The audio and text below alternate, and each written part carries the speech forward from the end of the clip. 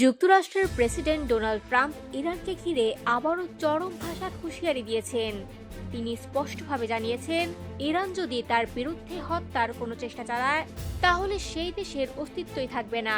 মঙ্গলবার মার্কিন সংবাদ মাধ্যম নিউজ নেশনকে দেওয়া এক সাক্ষাৎকারে ট্রাম্প বলেন, ইরানের নেতৃত্বের পক্ষ থেকে তার বিরুদ্ধে আগেও হত্যার হুমকি এসেছে এবং বিষয়টি তিনি অত্যন্ত গুরুত্বের সঙ্গে নিয়েছেন। ট্রাম্পের ভাষায়, আমি আগেই কঠোর নির্দেশ দিয়েছি, যদি আমার সঙ্গে কিছু ঘটে তাহলে পুরো দেশটিকে পৃথিবীর মানচিত্র থেকে মুছে ফেলা হবে। তিনি আরো বলেন, এই ধরনের হুমকি কোনোভাবেই গ্রহণযোগ্য নয়, সে হুমকি প্রেসিডেন্টের বিরুদ্ধেই হোক কিংবা একজন সাধারণ মানুষের বিরুদ্ধে।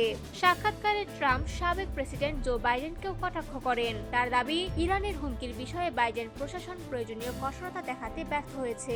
ট্রাম্প বলেন, আমি হলে এমন জবাব দিতাম যাতে তারা আর কখনো এমন হুমকি দেওয়ার সাহস না পায়। এদিকে ইরানের অভ্যন্তরীণ পরিস্থিতিও ভয়াবহ রূপ নিচ্ছে। দেশটির মুদ্রা রিয়ালের রেকর্ড পরিমাণ অবমূল্যায়ন, লাগামহীন মূল্যস্ফীতি এবং নিত্য প্রয়োজনীয় পণ্যের মূল্য বৃদ্ধিতে সাধারণ মানুষের জীবন দুর্বিষহ হয়ে উঠেছে।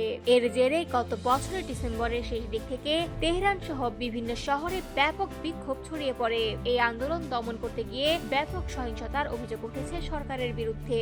যুক্তরাষ্ট্র ভিত্তিক মানবাধিকার সংস্থা human rights activist news agency জানিয়েছে, এই অস্থিরতায় এখন পর্যন্ত নিহত হয়েছেন অন্তত 4,000-এর বেশি মানুষ, গ্রেপ্তার হয়েছেন 26,000-এরও বেশি এবং আহত হয়েছেন হাজার হাজার বিক্ষোভকারী। তবে ইরান সরকার এসব আন্দোলনকে সশস্ত্র দাঙ্গা আখ্যা দিয়ে যুক্তরাষ্ট্র ও ইসরায়েলের মদদে দেশকে অস্থিতিশীল করার অভিযোগ তুলেছে। বিশ্লেষকদের মতে, ট্রাম্পের এই বক্তব্য মধ্যপ্রাচ্যে নতুন করে উত্তেজনা বাড়াতে পারে।